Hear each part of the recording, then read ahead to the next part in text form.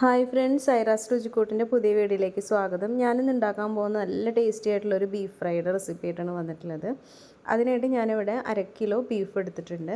ഇത് നന്നായി കഴുകി വൃത്തിയാക്കി വെച്ചതാണ്. ഇത് കുറച്ച് വിനാഗിരിയും കൂടി ചേർത്തിട്ടാണ് കേട്ടോ കഴുകിയത്, അപ്പോൾ നല്ല ടേസ്റ്റ് ഉണ്ടാവും.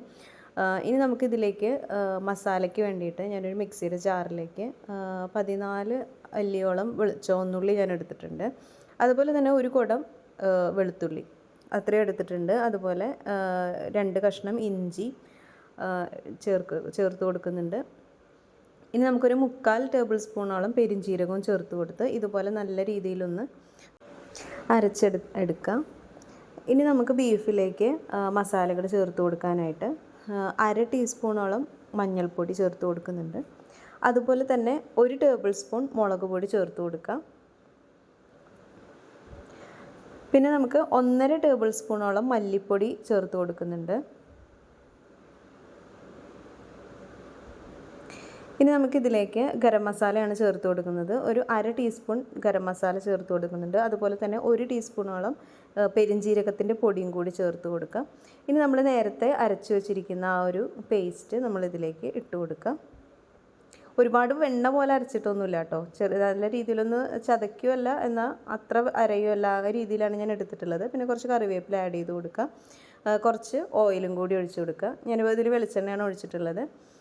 ആവശ്യത്തിനുള്ള ഉപ്പും കൂടി ചേർത്ത് നമുക്കിങ്ങനെ കൈവച്ച് നല്ല രീതിയിൽ ഇതൊന്ന് കുഴച്ചെടുക്കാം. ഇപ്പോൾ ബീഫിലേക്കൊക്കെ നല്ല രീതിയിലൊന്ന് മസാല പിടിച്ചു കിട്ടും. ഇനി നമുക്കിത് ഒരു അരമണിക്കൂർ ഞാനിത് ഒന്ന് റെസ്റ്റ് ചെയ്യാനായിട്ട് വെക്കുന്നുണ്ട്. അപ്പോൾ നമുക്ക് ഈ ബീഫിനുള്ള ഒരു മണവും അതുപോലെ ആ ഒരു ഇതൊന്നും ഉണ്ടാവില്ല. അതിന് വേണ്ടിയിട്ടാണ് ഞാൻ ഇത്രയും നേരം ഒന്ന് അരമണിക്കൂർ മാരിനേറ്റ് ചെയ്യാൻ വെച്ചത്. ഇനി ഒരു കുക്കറിലേക്ക് ഇട്ട് കൊടുത്ത് വെള്ളമൊന്നും ഒഴിക്കാതെ ഇതുപോലെ വേവിച്ചെടുത്തിട്ടുണ്ട്. ബീഫിൽ നിന്ന് അത്യാവശ്യം വെള്ളം ഇറങ്ങും, അതുകൊണ്ട് ഫ്രൈക്കും കൂടി ആയതുകൊണ്ട് ഞാൻ അധികം വെള്ളം ചേർത്തിട്ടില്ല. വെള്ളം ചേർക്കാതെയാണ് ഞാനിപ്പോൾ ഈ വേവിച്ചെടുത്തിട്ടുള്ളത്. ഇനി നമുക്കിതൊരു പാനിലേക്ക് മാറ്റിയിട്ട് നമുക്കിതിൽ ഇതൊന്ന് ഡ്രൈ ആക്കി എടുക്കണം. അപ്പോൾ ഇതുപോലെ ഞാനൊരു മീഡിയം ടു ഹൈ ഫ്ലെയിമിലാണ് ഇട്ടിട്ടുള്ളത്. അപ്പോൾ കണ്ടില്ലേ, ഇപ്പോൾ മസാലയൊക്കെ ഇതിൽ നന്നായി പിടിച്ചു വരും. അപ്പോൾ നല്ല രീതിയിലൊന്ന് ഡ്രൈ ആക്കി എടുക്കുക ഇതിനെ.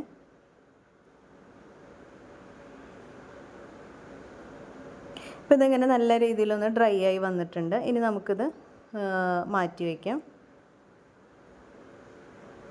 അപ്പോൾ ആവശ്യത്തിനുള്ള ഉപ്പും കാര്യങ്ങളൊക്കെ നേരത്തെ ചേർത്ത് കൊടുക്കണം. ഇനി നമുക്കിതിൽ ചേർക്കാൻ പറ്റില്ല, അതുകൊണ്ടാണ്. ഇനി ഒരു പാനിലേക്ക് വെളിച്ചെണ്ണ ഒഴിച്ച് കൊടുത്തിട്ട് അതിലേക്ക് സവാളയാണ് ചേർത്തിട്ടുള്ളത്. ഒരു സവാളയുടെ പകുതിയാണ് ചേർത്തിട്ടുള്ളത്. നല്ല സ്ലൈസായിട്ട് അരിഞ്ഞിട്ടുള്ള സവാളയാണ്.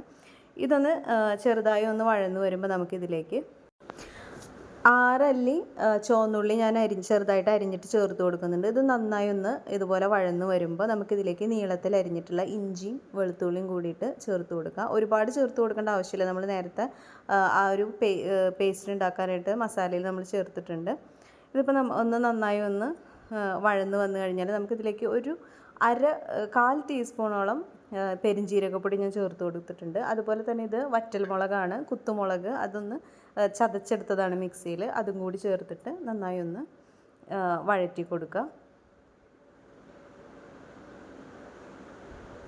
ഇതിപ്പോൾ നന്നായിട്ടൊന്ന് ഉള്ളിയുടെ കൂടെ ഈ ഒരു മുളകും കൂടി നന്നായി ഒന്ന് വഴന്ന്, ഇപ്പോൾ ലോ ഫ്ലെയിമിലാണ് ഇട്ടിട്ടുള്ളത്.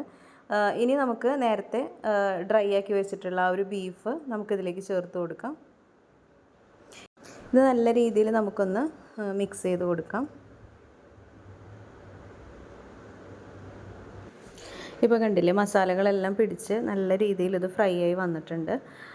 ഇപ്പോൾ എന്തായാലും ഒന്ന് ട്രൈ ചെയ്ത് നോക്കാം. നല്ല ടേസ്റ്റിയാണ് ഇത് കഴിക്കാനായിട്ട്. പൊറോട്ടയുടെ കൂടെയും ചപ്പാത്തിയുടെ കൂടെയും പത്തിരിയുടെ കൂടെ ഒക്കെ കഴിക്കാൻ പറ്റുന്നൊരു ഐറ്റമാണ്. എന്തായാലും എല്ലാവരും ഒന്ന് ട്രൈ ചെയ്ത് നോക്കുക. വളരെ ടേസ്റ്റി ആയിട്ടുള്ള ഐറ്റമാണ്.